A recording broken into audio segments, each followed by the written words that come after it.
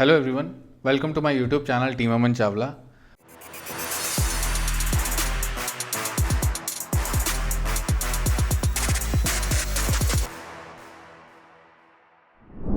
आज का ये वीडियो इस महीने में बहुत स्पेशल है क्योंकि ये वीडियो का जो टारगेट ऑडियंस है वो बेसिकली 30 से 40s या 30 से मिड 40s की एज के लोग हैं। कुछ पिछले हफ्तों से हमारे पास एक डिमांड बहुत ज़्यादा बढ़ गई है। फ़ोन कॉल्स या व्हाट्सएप या इंस्टाग्राम पे मैसेजेस बहुत ऐसे बढ़ गए हैं जो कमर्शियल इन्वेस्टमेंट करना चाहते हैं। लखनऊ शहर में वर्क फ्रॉम होम है, डॉक्टर्स हैं, ऑलरेडी रेजिडेंशियल इन्वेस्टमेंट कर रखा है, बिजनेस में है, जॉब में है, अपना एक सिक्योर्ड इनकम चाहते हैं। एक चीज़ जो बहुत अच्छी इस चैनल से हुई है या जो और भी इधर फाइनेंशियल इन्फ्लुएंसर्स की वजह से एक बहुत बढ़िया चीज़ जो इधर मैं नोटिस कर रहा हूँ कि ये जनरेशन जो अभी तक बहुत केयरफ्री थी, अब वो पैसिव इनकम के ऑप्शंस को एक्सप्लोर कर रहे हैं। ऐसे ऑप्शंस या ऐसे शेयर मार्केट में ऐसे शेयर्स जो अच्छे डिविडेंड डील देते हों, रियल एस्टेट में ऐसे इन्वेस्टमेंट्स जो अच्छा आरओआई, रेंटल आरओआई जनरेट करते हों, क्योंकि उससे क्या है कि एक बैकअप क्रिएट होता है। बैकअप इन द सेंस कि हम अपने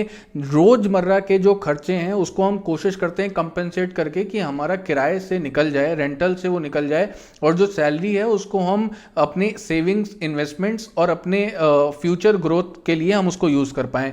तो इसीलिए इन सब चीज़ों को देखते हुए लखनऊ में भी बहुत बड़ा एक परसेंटेज ऐसे ऑडियंस, ऐसे कस्टमर्स का आ रहा है, ऐसी क्वेरीज बढ़ गई हैं जो कमर्शियल प्रोजेक्ट्स में इंटरेस्टेड हैं। लखनऊ मार्केट में इन्वेस्टमेंट कुछ का 1.5-2-2.5 करोड़ का भी बजट है, कुछ का 25-30 लाख का भी बजट है, कुछ का 70। तो एक मिक्स, मैं आज किसी पर्टिकुलर प्रोजेक्ट पे बात नहीं करेंगे, लेकिन ओवरऑल मैं कमर्शियल प्रोजेक्ट्स या कमर्शियल इन्वेस्टमेंट एंगल को आपके बीच में, अपना व्यू पॉइंट आपके बीच में लाना चाहूँगा।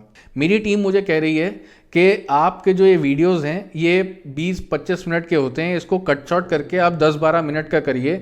लेकिन इतना सब कंटेंट है और ये बात 1 करोड़, 2 करोड़, 25 लाख, 20 लाख की है, बड़ा अमाउंट इन्वेस्टेड है। तो मैं कोशिश करता हूँ कि इन डिटेल सारी चीज़ों को टच करूँ, सारी पॉइंट्स को कवर करूँ।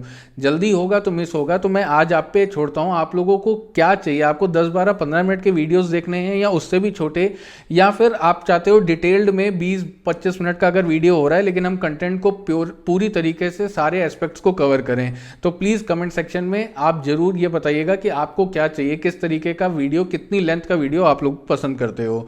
और एक चीज़ जो मैं हमेशा कहता हूं, अगर कंटेंट अच्छा लग रहा हो, वीडियोस अच्छे लग रहे हो, तो प्लीज़ वीडियोस को लाइक करिए, चैनल को सब्सक्राइब करिए और अपना प्यार बनाए रखिए। चलिए आज का ये वीडियो शुरू करते हैं। सबसे पहले कमर्शियल पॉकेट्स, हमको ये आइडेंटिफाई करना बहुत ज़रूरी है कि लखनऊ में वो कौन सी कमर्शियल पॉकेट्स हैं जहाँ पे अगर मैं कोई भी प्रोजेक्ट में जाता हूँ तो सक्सेस मिलने के चांसेस काफ़ी ज़्यादा होंगे। तो मेरी समझ से एक है विभूति खंड, गोमती नगर एरिया में, जहाँ पे ऑलरेडी बहुत बड़ा एक कमर्शियल सेटअप आ चुका है, होटल्स आ चुके हैं, इंदिरा गांधी प्रतिष्ठान है, गवर्नमेंट के बहुत बड़े ऑफिसेज हैं।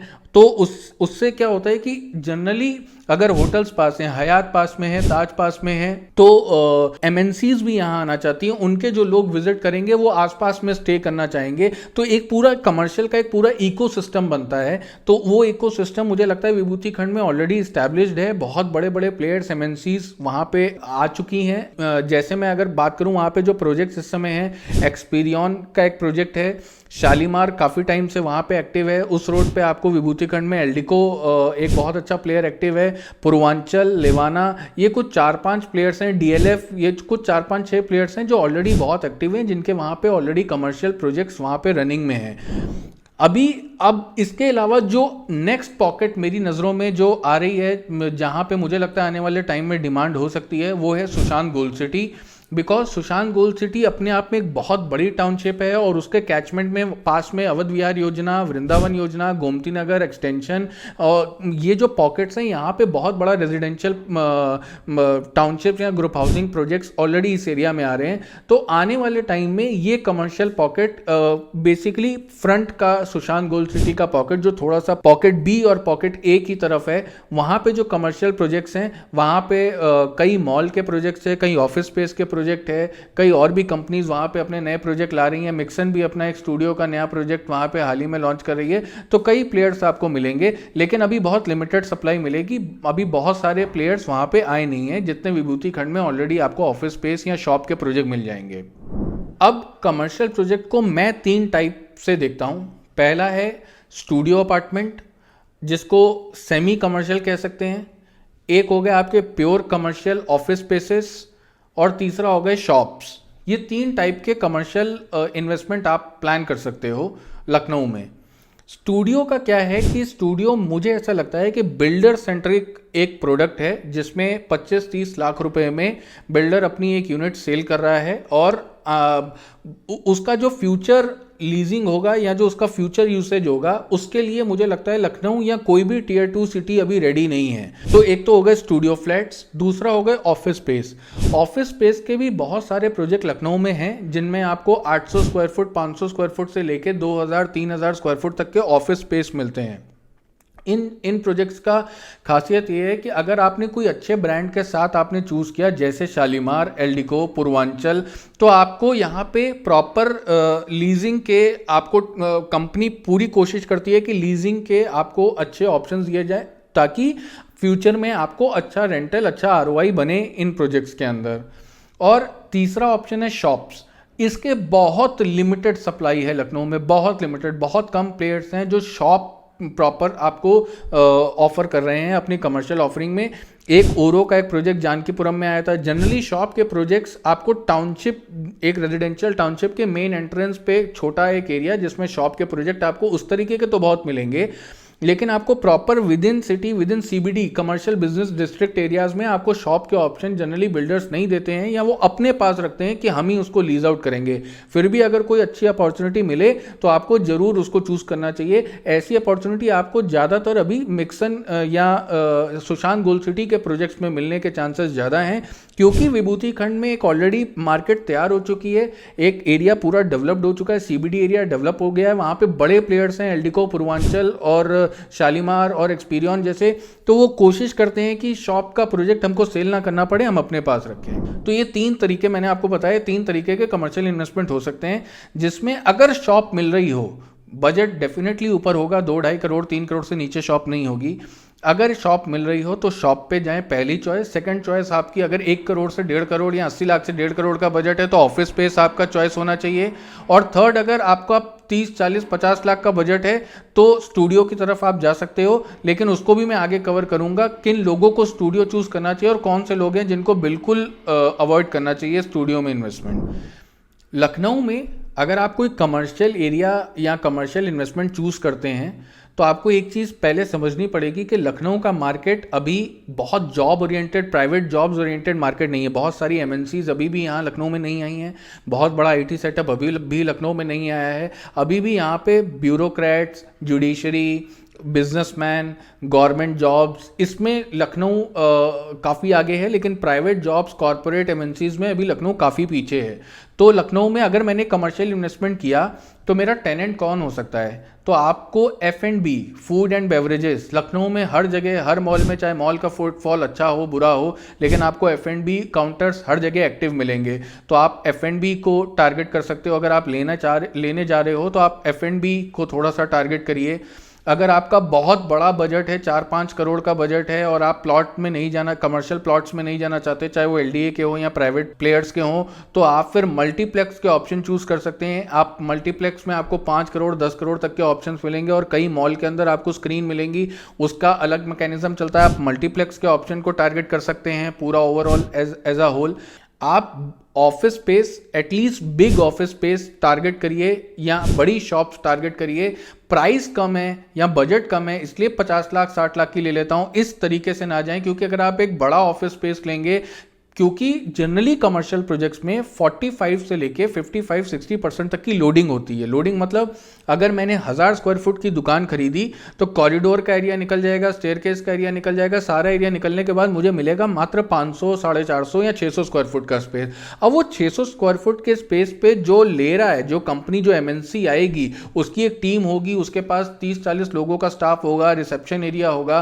तो एक ऑफिस स्पेस, बड़ा ऑफिस स्पेस होना चाहिए, जहां पे एक बड़े कॉर्पोरेट को अगर हम टारगेट करें, एक बड़ी कंपनी के ऑफिस को टारगेट करें, तो ये सोच के करें कि अगर इसमें 30-40 लोग या 20-25 लोगों का सिटिंग होगा, वो करते हैं, प्रॉपर एक ऑफिस सेटअप बनाते हैं, तो क्या उतने एरिया में वो प्रॉपर ऑफिस सेटअप बनेगा? तो ये सोच के एक थोड़ा सा 800, 1000, 1100 स्क्वायर फुट का कम से कम एक ऑफिस स्पेस पे आप कोशिश करें लेने का। और अगर मैं शॉप्स की बात करूं तो पर्टिकुलरली वो शॉप्स लें जिसकी विजिबिलिटी बाहर के रोड से अच्छी हो, बजाय अंदर लेने के, चाहे वो ग्राउंड फ्लोर हो और चाहे वो फर्स्ट फ्लोर हो। लेकिन अगर आपको शॉप सेकंड थर्ड फ्लोर पे ऑफर हो रही है तो मेरी समझ से आपको वो ऑप्शन नहीं चूज करना चाहिए, ग्राउंड या फर्स्ट चूज करें। ग्राउंड में तो अगर अंदर भी है तो कोई प्रॉब्लम नहीं, अगर एलिवेटर के पास है, एस्केलेटर्स के पास है, जहां से लोग अंदर आएंगे उसके आसपास आपको दिखता है तो आप अंदर भी ले सकते हैं, अगर मुझे बाहर से विजिबिलिटी नहीं मिल रही है। लेकिन अगर फर्स्ट फ्लोर पे है तो कोशिश ये करें कि जनरली जहां पे पब्लिक ज़्यादा से ज़्यादा आने वाली है, चाहे वो एलिवेटर्स का यूज़ करके हो, लिफ्ट का यूज़ करके हो, या मुझे रोड से प्रेजेंस मिल रही हो, फर्स्ट फ्लोर के ऊपर शॉप लेने का कोई लॉजिक नहीं है। उसके ऊपर ना जाएं, वो बड़ा मुश्किल होगा आगे उसको लीज आउट करना या किसी भी टेनेंट को ढूंढना। अब एक बहुत बेसिक चीज़ समझते हैं कि किसी भी कमर्शियल प्रोजेक्ट के सक्सेस में क्या चैलेंजेस होते हैं। चैलेंजेस क्यों मैं ये बोल रहा हूँ, क्योंकि कमर्शियल प्रोजेक्ट का सक्सेस यहाँ तक नहीं है कि बिल्डिंग बन गई, समय से बन गई और जैसा बिल्डर ने प्रॉमिस किया था वैसा सब बना दिया उसने। इसके बाद एक बहुत इंपॉर्टेंट फैक्टर आता है लीजिंग, जो बहुत कम परसेंटेज पिछले मैं 3-4-6 महीने से देख रहा हूँ, और इससे पहले भी लखनऊ मार्केट को काफ़ी कवर किया है, नोएडा मार्केट को काफ़ी कवर किया है, दिल्ली एनसीआर में मैंने गुड़गांव मार्केट को कवर किया है। गुड़गांव का एक शायद ऐसा ऑडियंस है जो ये पूछता है लीजिंग के बारे में, नहीं तो नोएडा, ग्रेटर नोएडा, लखनऊ की तरफ ये कोई नहीं पूछ रहा है कि बन तो जाएगा, बनने के बाद इसको लेगा कौन। तो लीजिंग अगर प्रोजेक्ट में नहीं है, डीएलएफ की बिल्डिंग बन के तैयार हो गई और अगर उसको कोई टेनेंट नहीं मिल रहा है तो मेरी नज़रों में वो फेल्ड प्रोजेक्ट है।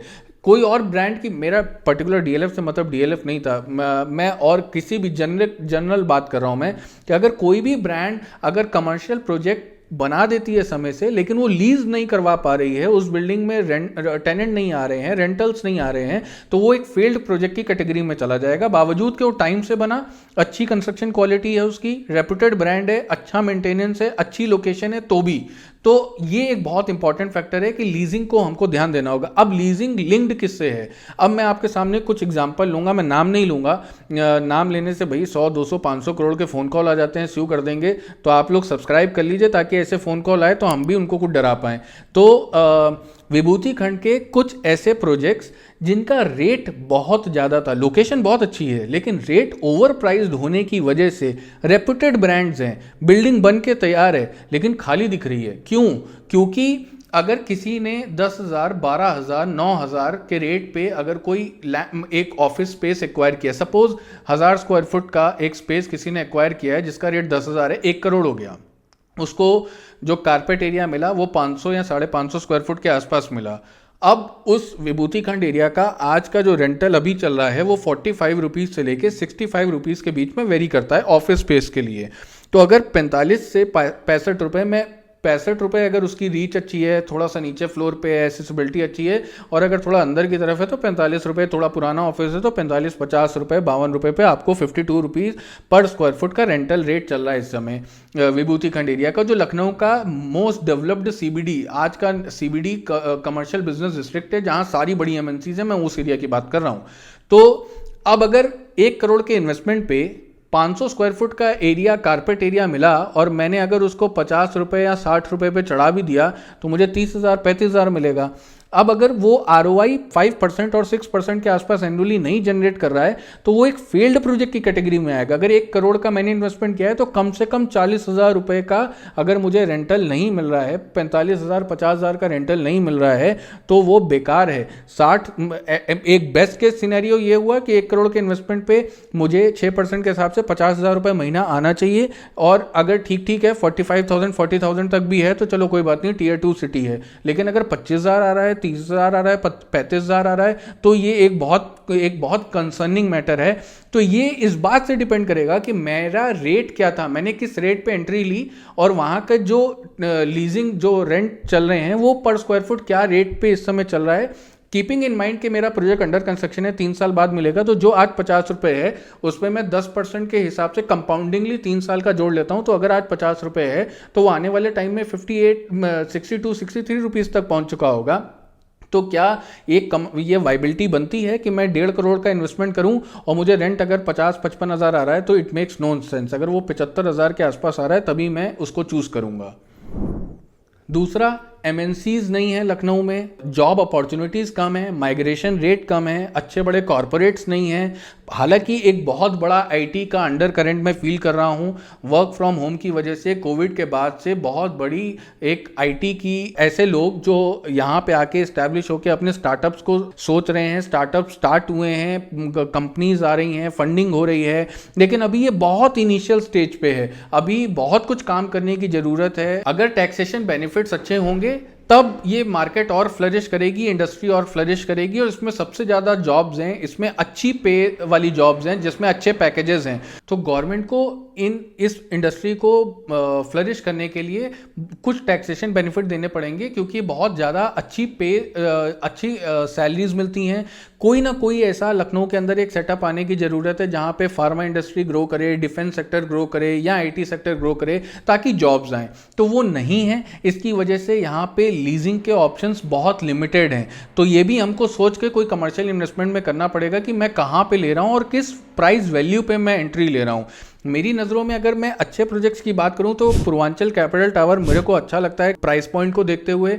एल्डिको का कॉर्पोरेट टावर है लेवाना में। ये कुछ 1-2-3 प्रोजेक्ट्स हैं जिसमें आपको रीसेल में ऑप्शंस मिलेंगे। नॉट ये डायरेक्ट कंपनी से डीलिंग नहीं होगी, लेकिन आपको रीसेल या फ्रेश के भी शायद कुछ ऑप्शन मिल जाए पूर्वांचल में, लेकिन इनके रेट्स अच्छे हैं, और रेट्स अच्छे होने की वजह से चांसेस आर क्वाइट हाई कि आपको यहाँ पे लीजिंग के ऑप्शन मिल जाएंगे। और बाकी के जो 2 बिल्डिंग लेवाना की मैंने बात किया, एल्डिको की मैंने बात करी, यहाँ पे बहुत सारी ऑक्यूपेंसी आ चुकी, बहुत सारे टेनेंट्स हैं, तो एक को देख के दूसरा, दूसरे को देख के तीसरा आता है। तो जब बिल्डिंग एक चल जाती है तो कोई भी एमएनसी के लिए बहुत इजी हो जाता है वहां पे एक ऑफिस सेटअप करना। तीसरा, मैं जहां भी कमर्शियल प्लान कर रहा हूं लेने का, मेरे लिए एक बहुत इंपॉर्टेंट फैक्टर है कि ये समझना कि वहां उस बिल्डिंग का मेंटेनेंस कॉस्ट क्या होने वाला है, क्योंकि अल्टीमेटली वो टेनेंट को देना पड़ेगा। अगर 50 रुपए पर स्क्वायर फुट उस एरिया का एक रेंटल वैल्यू चल रही है और अगर 14 रुपए 15 रुपए उस पर ऐड हो जाएगा मेंटेनेंस का कॉस्ट, तो देने वाले को 65 रुपए देना पड़ेगा। इफेक्टिवली आपको 50 मिलेगा, 15 वो देगा, तो लेकिन देने वाला अपना गणित उस हिसाब से चलाएगा। तो आप किसी भी कमर्शियल बिल्डिंग में लेने से पहले, ऑफिस स्पेस या शॉप फाइनल करने से पहले मेंटेनेंस को जरूर समझें। ये सब बाईपास कर जाते हैं, ये बहुत इंपॉर्टेंट फैक्टर है। Maintenance plays a very vital role. वो मैथमेटिक्स, वो आरओआई निकालने में किसी एक टेनेंट की नजरों से और ओनर की नजरों से मैथ्स परसेंटेज अलग हो जाएंगे। तो ये भी हमको देखने की बहुत जरूरत है कि जिस भी बिल्डिंग में मैं ले रहा हूं उसमें मेंटेनेंस कॉस्ट क्या होने वाली है। अब स्टूडियो की बात करें, जो मैंने पहले एक पॉइंट कवर किया था, अगर मैं पर्टिकुलरली स्टूडियो फ्लैट ले रहा हूं तो मुझे लेते वक्त ही ये पता होना चाहिए कि इसका यूसेज आगे क्या होगा या क्या पर्पस है एग्जैक्टली इसको लेने का। अगर पर्पस डिफाइंड है, क्लियर है, आपके दिमाग में कोई टेनेंट है, कोई स्कीम है, कोई प्लान है, तभी स्टूडियो लीजिए। नहीं, अगर ये प्लान नहीं है और आप सोच रहे हो उसको किराए पे आगे चढ़ा देंगे तो बहुत मुश्किल होने वाला है, क्योंकि स्टूडियो की सप्लाई लखनऊ में बहुत ज़्यादा है और स्टूडियो के जो प्रॉस्पेक्ट्स हैं, लीजिंग है, वो बहुत कम है। बहुत बड़ी बड़ी ब्रांड स्ट्रगल कर रही हैं अच्छे अच्छे एरियाज पे अपने स्टूडियो को चढ़ाने के लिए, लेकिन ऑप्शंस नहीं है, क्योंकि स्टूडियो एक बहुत फास्ट पेस सिटी के लिए बना है। वो ऐसी सिटीज़ में मुझे नहीं लगता स्टूडियो फ्लैट सक्सेस हो सकते हैं जहाँ पे लाइफ अभी बहुत ज़्यादा फास्ट ना हो, जहाँ पे बहुत ज़्यादा अच्छी प्राइवेट जॉब अपॉर्चुनिटीज़ ना हो। जॉब अपॉर्चुनिटीज़ तो हैं, लेकिन प्राइवेट सेक्टर के लिए अच्छी जॉब अपॉर्चुनिटीज़ ना हो, जहाँ रेट्स बहुत ज़्यादा शूटअप ना किए हों। तो वो जैसे इंडिया के टर्म्स में बात करूं तो बैंगलोर, बॉम्बे, दिल्ली, ये सब वो एरियाज टियर 1 सिटीज़ जहां बहुत अच्छे जॉब्स हैं, बहुत आगे फ्लरिश कर चुके हैं, मार्केट बहुत ऊपर है, अच्छा है, वहां पे आपको स्टूडियो सक्सेस हो सकता है। टियर 2, टियर 3 सिटीज़ में मुझे लगता है, मेरा ओपिनियन है, मैं किसी भी बिल्डर के अगेंस्ट या किसी भी प्रोडक्ट के अगेंस्ट या किसी प्रोजेक्ट के अगेंस्ट नहीं हूँ, ये मेरा व्यू पॉइंट है, मुझे ऐसा लगता है। बाकी आपको अगर लगता है तो आप बिल्कुल खरीद सकते हो या आप बिल्कुल उसको चूज़ कर सकते हैं। मुझे ऐसा लगता है कि स्टूडियोज़ टियर 2 टियर 3 सिटीज़ के लिए नहीं बने हैं, ओनली टियर 1 सिटीज़ के लिए बने हैं, जहाँ पे अच्छी जॉब्स और अच्छे ROIs, अच्छे रेंटल्स, अच्छी माइग्रेशन पॉपुलेशन वहाँ पे आ रही हो। और इसी के टर्म्स में अगर मैं रेजिडेंशियल इन्वेस्टमेंट की बात करूँ तो लखनऊ जैसे शहर के लिए एक बिल्कुल अलग लखनऊ है कमर्शियल मार्केट के लिए और एक अलग लखनऊ है रेजिडेंशियल मार्केट के लिए। क्योंकि रेजिडेंशियल मार्केट के लिए लखनऊ इसलिए बहुत अच्छा फेवरेबल है क्योंकि आसपास के जो छोटे सिटीज़ हैं जैसे गोरखपुर, गोंडा, बलिया, रायबरेली, इन सब सिटीज़ को अच्छा इंफ्रास्ट्रक्चर, इन सबसे अच्छा इंफ्रास्ट्रक्चर, इन सबसे अच्छी connectivity, road connectivity, wide roads, अच्छा ट्रैफिक मैनेजमेंट, सब कुछ आपको लखनऊ देता है। तो जो लोग भी इन सिटीज़ से बाहर जाके कहीं जॉब कर रहे हैं उनको सेटअप अपना इस्टेब्लिश करना है, रेजिडेंशियल एक सेटअप चाहते हैं अपने लिए या अपनी फैमिली के लिए, तो उनको लखनऊ एक बहुत फेवरेबल पॉइंट है। इसीलिए लखनऊ में रेजिडेंशियल की डिमांड ज़्यादा है। और अगर प्लेयर्स की बात करूं, जो बिल्डर्स हैं, पिछले आप 10 साल 15 साल का डेटा उठा लीजिए, अच्छे बिल्डर्स डिक्लाइन है, ये ग्राफ नीचे जा रहा है, ऊपर जाने के बजाय नीचे जा रहा है, मतलब सप्लाई कम है जो अच्छे प्रोजेक्ट्स की और डिमांड का ग्राफ ऊपर जा रहा है अच्छे प्रोजेक्ट्स का। इसी वजह से रेट भाग रहा है, रेजिडेंशियल का रेट भाग रहा है और आने वाले टाइम में और भागेगा। क्योंकि अब Ayodhya being the factor, Ayodhya में बहुत बड़ा एक रिलीजियस टूरिज्म आएगा आने वाले टाइम में। मंदिर जब वहाँ पे ओपन हो जाएगा, जैसी मैं न्यूज़ सुन रहा हूँ अगले 6 महीने शायद कोई भी नॉर्मल लखनऊ का आदमी, मुझे नहीं लगता अयोध्या जा पाएगा। जिस तरीके से VVIP मूवमेंट वहाँ पे चलने वाली है अगले 6 महीने, तो उसका डायरेक्ट इम्पैक्ट लखनऊ को मिलने वाला है, उसका डायरेक्ट एडवांटेज फैज़ाबाद को मिलने वाला है, उसका डायरेक्ट एडवांटेज गोरखपुर बेल्ट को मिलने वाला है। तो इसमें सबसे अगर अच्छी सिटी जो सबसे आगे है इन terms of infrastructure, civic communities, malls, पूरा एक बेसिक इंफ्रास्ट्रक्चर को पॉइंट ऑफ व्यू रखते हुए, rail connectivity, road connectivity, airport connectivity, तो वो लखनऊ है। तो इसीलिए रेजिडेंशियल वर्सेस कमर्शियल की डिबेट में अभी फिलहाल लखनऊ रेजिडेंशियल मार्केट में ज़्यादा आगे है कंपेयर टू कमर्शियल मार्केट। और दूसरी चीज़ समझना हमारे लिए बहुत इंपॉर्टेंट है कि Lucknow is the epicentre, capital city of Uttar Pradesh. Political पूरा सिस्टम सेटअप यहीं पे है, बहुत बड़ा ब्यूरोक्रेसी सेटअप यहीं पे है। तो हमेशा आने वाले टाइम में यहाँ पे मेंटेनेंस ज़्यादा अच्छा होगा। मैं ये नहीं बोल रहा हूँ बाकी किसी शहर की ख़राब है, मेरा पॉइंट ऑफ व्यू ये नहीं है कहीं भी, बिल्कुल भी। लेकिन बाकी सिटीज़ के कंपेयर में Lucknow has the advantage, has the edge over any other city in Uttar Pradesh except Noida. Noida में भी काफ़ी बूम, काफ़ी डेवलपमेंट आ रहा है। ग्रेटर नोएडा की तरफ जो जेवर एयरपोर्ट है वहाँ पे भी काफ़ी आने वाले टाइम में कॉर्पोरेट MNCs जाएंगी। तो लखनऊ, नोएडा और ग्रेटर नोएडा ये 2-3 एरियाज हैं जिसमें लखनऊ के पास थोड़ा सा ज़्यादा एडवांटेज है क्योंकि वो बाकी की सारी सिटीज़ जो आसपास हैं उसमें आउट परफॉर्म कर रहा है। नोएडा और greater Noida because of Gurgaon and Delhi थोड़ा सा शैडो में आ जाते हैं in terms of Delhi and Gurgaon. तो इसीलिए लखनऊ का residential market is doing good और मेरा कन्विक्शन रेजिडेंशियल मार्केट या रेजिडेंशियल इन्वेस्टमेंट्स में ज़्यादा हाई है compare to commercial investment in Lucknow. और आज का वीडियो खत्म करने से पहले मेरा एक सजेशन होगा, अगर आप लखनऊ में कोई ऑफिस स्पेस किसी भी फ्लोर पे या कोई भी एक स्पेस, नॉट ऑफिस स्पेस, कोई भी एक स्पेस आप प्लान कर रहे हो तो आपको 2-3 फैक्टर समझना बहुत इंपॉर्टेंट है कि लखनऊ में जो मेरा टेनेंट होगा वो या तो एक बैंक की कोई ब्रांच हो सकती है, ATM स्पेस हो सकता है, जिम हो सकता है, मिल्क बूथ हो सकते हैं, रेस्टोरेंट्स का बहुत अच्छा कल्चर है, रेस्टोरेंट F&B, कोई भी एक बड़ा रेस्टोरेंट कैफे हो सकता है और एक प्रॉपर बैंकेट हॉल, बैंकेट का सेटअप हो सकता है। ओवरऑल लखनऊ के टर्म्स में मैं आपको बता रहा हूँ। तो अगर आप कोई एक बड़ा स्पेस प्लान कर रहे हो 1000, 1500, 2000 स्क्वायर फुट का, तो जरूर दिमाग में आप भी एक बार प्लान करके चलें कि मैं किसको सोच रहा हूँ कि मैं ये बिल्डिंग, ये ऑफिस या ये स्पेस आने वाले टाइम में किसको किराए पे चढ़ाऊंगा, मेरा कौन टारगेट होगा। ये सोच के जब आप कोई प्लान करोगे खरीदने का तो आप 100% सक्सेस मिलेगी आपको आपके कमर्शियल इन्वेस्टमेंट्स में और अच्छे ROI, अच्छे रेंटल्स बनेंगे। उम्मीद कर रहा हूँ आज का ये वीडियो आपको कुछ हेल्पफुल होगा ये समझने के लिए कि कौन कौन से कमर्शियल प्रोजेक्ट्स या कौन कौन से रेजिडेंशियल प्रोजेक्ट्स हैं या क्यों कमर्शियल प्रोजेक्ट नहीं अच्छे जा रहे हैं, रेजिडेंशियल प्रोजेक्ट्स अच्छे जा रहे हैं। और इसमें एक चीज़ और ऐड करना चाहूँगा कि मैं आपके सामने कमर्शियल प्रोजेक्ट के कुछ ऑप्शंस दे देता हूँ। विभूति खंड में जैसे मैंने बताया Eldeco corporate tower, Purvanchal capital tower, Experion capital, Shalimar iridium, Shalimar titanium, ये कुछ 4-5 ऑप्शंस, DLF माईपैड, ये कुछ ऑप्शंस आपको विभूति खंड मिलेंगे। अंसल्स में आपको Felix square, millennium, crescent, Felix का एक नया प्रोजेक्ट अभी आ रहा है और मिक्सन के 2 प्रोजेक्ट्स ऑनगोइंग चल रहे हैं। गोमती नगर एक्सटेंशन में इकाना का एक मॉल आप चल रहा है, ओमेक्स हजरतगंज है और पार्थ आद्यांत के सामने एनयू और 1-2 ऑप्शंस और हैं जो स्टूडियो के स्पेस में है। तो ये कुछ 8-10 ऑप्शंस हैं कमर्शियल के। मैं इनको रैंक नहीं कर रहा हूँ, मैं इनमें अच्छा बुरा नहीं बता रहा हूँ, वो आपको देखना है, वो आपको समझना है, क्योंकि इस चैनल को बहुत अलग अलग एंगल से अब लोग देख के ट्विस्ट करके अपने तरीके से प्रेजेंट करते हैं। तो अगर आप इन डिटेल समझना चाहते हो तो आप इंस्टाग्राम पे मुझे पर्सनली मैसेज करके पर्टिकुलर प्रोजेक्ट का ओपिनियन जान सकते हैं, हमारे ऑफिस विजिट करके एक पर्टिकुलर किसी कमर्शियल इन्वेस्टमेंट का एक ऑनेस्ट ओपिनियन या ट्रांसपेरेंट रिव्यू जान सकते हैं, या हमारे दिए गए नंबर पे कांटेक्ट करके कोई भी क्वेरी का आंसर आपको मिल जाएगा ऑनेस्ट और ट्रांसपेरेंट रिव्यूज़ के साथ। अब बहुत ऑनेस्ट और ट्रांसपेरेंट रिव्यूज़ इस चैनल पे लेकर आना बहुत टफ होता जा रहा है, क्योंकि आप लोग सब्सक्राइब नहीं कर रहे हो। सब्सक्राइब करिए तो हम आपके बीच में और ऑनेस्ट और ट्रांसपेरेंट व्यूज़ लेकर आएँ। थैंक यू सो मच, अपना प्यार यूं ही बनाए रखें।